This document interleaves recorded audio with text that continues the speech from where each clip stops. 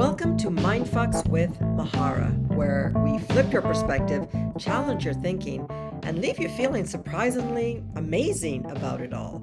I'm your host, Mahara, and this podcast is for the rebels ready to rage against their comfort zone, for those willing to flip their finger at mediocrity and sit in the fire of discomfort, knowing that's where the magic happens. Each episode, I'll share insights that might just blow your mind in the best possible way. So if you are ready to have your world rocked and your thoughts rewired, you are in the right place. Let's dive in.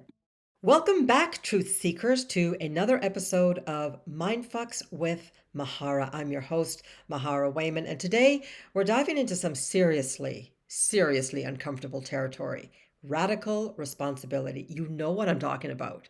That moment when you realize that maybe, just maybe, you're the common denominator in all your life's drama. Here's the thing. Most people go through life playing the victim in their own story. They blame their boss, their ex, their parents, their zodiac sign, Mercury's in retrograde, basically anything except themselves. But today, we're going to rip off that Band-Aid and face some really hard truths, because the moment you stop pointing fingers at everyone else is the moment you reclaim your power to change your life. So if you are ready to stop bullshitting yourself and start taking radical responsibility for your life, stick around. Fair warning though, this episode might make you uncomfortable. I say good.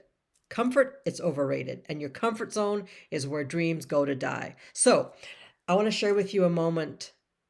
I've had a few, but one of the biggest moments when I realized I was full of shit. Years ago, I was having a bitch session with a dear friend of mine. We were hanging out on her deck, and I was once again complaining about how some things in my life kind of sucked. My business was a mess, my diet an absolute joke, and I was convinced the universe had a personal vendetta against me.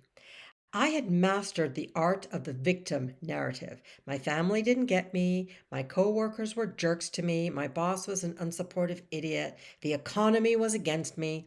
I had an excuse for everything. I mean, I did it with a smile and a joke, but let me tell you, they were good excuses, Oscar-worthy performances of why nothing was my fault. Then my friend, bless her savage heart, looked me dead in the eyes and said something along the lines of, "Wow, congratulations. You've perfected the art of being powerless. How's that working for you?" She sounded a bit like Dr. Phil, to be honest. Anyway, it hit me like a psychological slap in the face. I realized I had become so attached to my victim story that I had given away every ounce of my power. I was sitting there, surrounded by the mess of my own making, still trying to convince myself and everyone else that I was just an innocent bystander in my own life. Talk about a mindfuck moment. I had to face the very uncomfortable truth that while I couldn't control everything that happened to me, I was 100% responsible for how I responded to it. And my response? Had been pure grade A BS. So here's the truth about radical responsibility. We need to get real about what it actually means, because it's probably not what you think.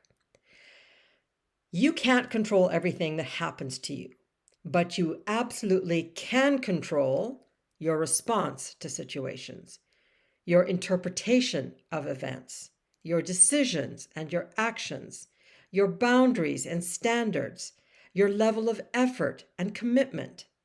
So that's the hard truth, what you can control.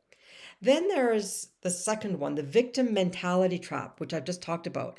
The victim mentality, well, it's kind of like a comfortable prison cell. It's familiar, it feels safe, and it absolves you of responsibility. But here's the thing. While you're sitting there feeling justified in your victimhood, life is passing you by. Okay, here's some signs that you may be trapped in this victim mentality. You have a ready excuse for everything that goes wrong. You believe success is about luck rather than effort. You spend more time complaining than taking action. That was me. You're waiting for someone else to fix your problems. And this is a tough one for me to swallow. You believe everyone else has it easier than you. All right. The power of radical responsibility. When we take radical responsibility, it means we own our part in every situation. It means we accept that our life is a result of our choices. It means recognizing that our reactions are our responsibility and understanding that our emotions are ours to manage. Do you see where I'm going with this? And also, it means acknowledging that our future is in our hands. Now, I'm not saying that this is easy or that it feels great, but here's how to start taking radical responsibility. And I have a warning for you, this shit ain't easy. Okay? So just buckle up. The first thing I want you to think about is something I call the accountability audit. So sit your ass down and answer these questions honestly. I'm going to give you a moment, I'm going to give you a minute to go grab yourself pen and paper. Number one, what stories am I telling myself about why I can't succeed? Where am I blaming others for my own choices? What patterns keep showing up in my life? That was a tough one for me. How am I contributing to my own problems? And what excuses am I ready to let go of? Okay, the second thing that you can do is called the response revolution. And for every situation that triggers you, pause before reacting. Ask yourself, okay, what's my role in this? Figure out what you can control. Choose a response that empowers you, and then don't hesitate. Take immediate action. Okay, another option here. It's called the excuse excavation. Do you like my alliteration? I'm so into that. Okay, this is your time to dig up and examine your favorite excuses. So write down every excuse that you use regularly. And then challenge each one with brutal honesty. Find evidence that contradicts your excuses. And then create new empowering narratives. So, for example, I don't have enough time. Is that true? Is there really not enough time? How much time do you spend doing, nothing, scrolling on Instagram? All right, and the last option here is called the power position protocol. So, guys, when the shit hits the fan, own your part immediately. Focus on solutions, not blame. Ask yourself, what can I learn from this? This is part of a growth mindset. What can I learn from this? Take action to fix what you can. And for the love of all that's holy, could you let go of what you can't control? Okay. I really want to invite you to get tactical about this transformation that you are jumping into. And here's some real easy tips that you can do to help you with that. Every morning, ask yourself, what am I taking responsibility for today? Where might I be tempted to blame others? What actions am I committed to taking today? And how am I going to respond if things get challenging? When you do catch yourself blaming, stop right there, mid-sentence. Just stop and reframe the situation. Identify your power move and take immediate action. Are you seeing a theme here? Identify, clarity, take action. You can also find someone who can be like an accountability partner for you. When you are feeling this way, call out your victim mentality with them. Challenge your excuses. Celebrate your ownership. Hold on to your commitments. And doing it with an accountability partner can be even that much more invigorating, shall we say. All right, another one. When we're triggered, use this format. It's called a response reset. So you're triggered, you're about to start blaming others. Take a breath and say, okay, reset. I'm responsible for, fill in the blank. I choose to, fill in the blank. I will take action by, and then come up with your next best aligned action. So let's be honest, it's a lot of information I've given you, but blaming others is kind of like drinking poison and expecting someone else to die. It's also like trying to get fit by watching other people work out on Instagram.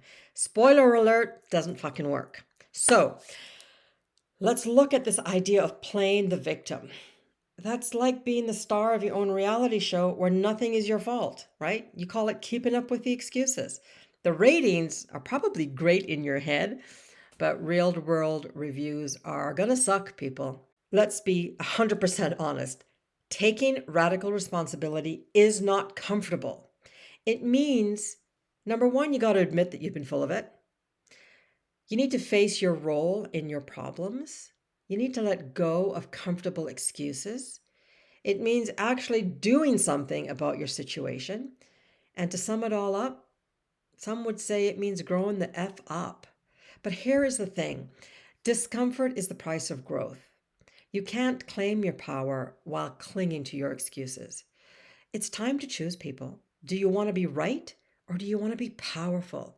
Do you want to feel grounded? Do you want to feel clear and excited about your life? So, okay, here we go. It is time to put up or shut up. Are you ready to stop BSing yourself and start taking radical responsibility for your life? Because here's the truth. Again, you can keep playing the victim in your own story, or, dun dun dun, you can become the hero. It's your choice. If you're ready to step up and own your shit, book a free badass breakthrough session with me. I would love to help you identify the biggest story holding you back. There's probably many, but I'll help you identify the biggest one. And I'll also help you figure out where it came from and then how to drop kick that baby into yesterday. Head on over to mindfulnesswithmahara.com to book your complimentary badass breakthrough session, because seriously, the only thing standing between you and your dreams is the BS story you keep telling yourself about why you can't have them. Remember, life doesn't happen to you. It happens through you. Every excuse you make is a power you give away. Every responsibility you take is a power you reclaim. My name is Mahara. I'm here to remind you that your life is your responsibility. Deal with it. Peace out, truth seekers. I'll see you next time.